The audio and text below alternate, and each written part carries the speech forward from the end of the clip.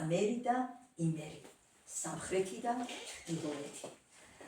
ერთგან ფულს კიდით დამუშავებდით, მეორეგან ღვინო მოჰყავდა და ღვინოს წურადის ყურძენი მოჰყავდა და ღვინოს წურადი ვენახი ჰქონდა გაშენებული. და ვისაც ეს არ გაუვლია ეს გზა, ანუ ქვევში რომ დაწნეხავ, დაჭყლეთ და გაგიჟდება და მე სხვასაც გააგიჟებთ, აღავთოვანებს ის მაჭარი, ვისაც ეს არ უნახავს და თავისუფლად არ გაუკეთებია, ხოლო თონეში არ ჩაუდებულა და ცეცხლი არ წაკიდებია იმ პურის გამოწყობასთან ერთად და შოთები არ მოუყრია იმ თონიდან, ნუ იტყვის ღვთისა ვარო. არ არის, ის ღვთის მსგავსი არ არის.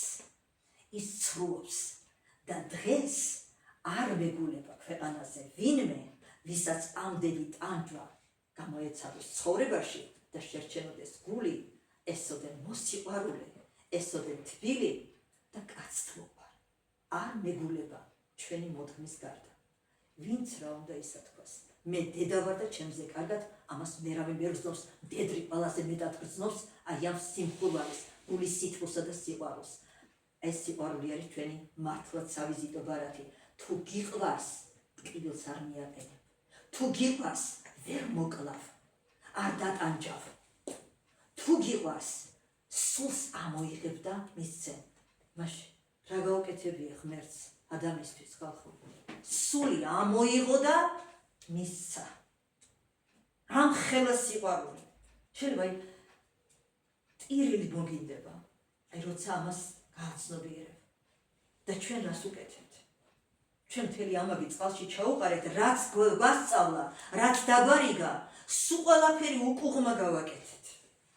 არ შეჭამოო გითხრა, იმიტომ კი არ გითხრა, რომ ვაშლიანანებოდა. ცოტა ხანს დააცადე, დამწიფება დააცადე, დააცადე.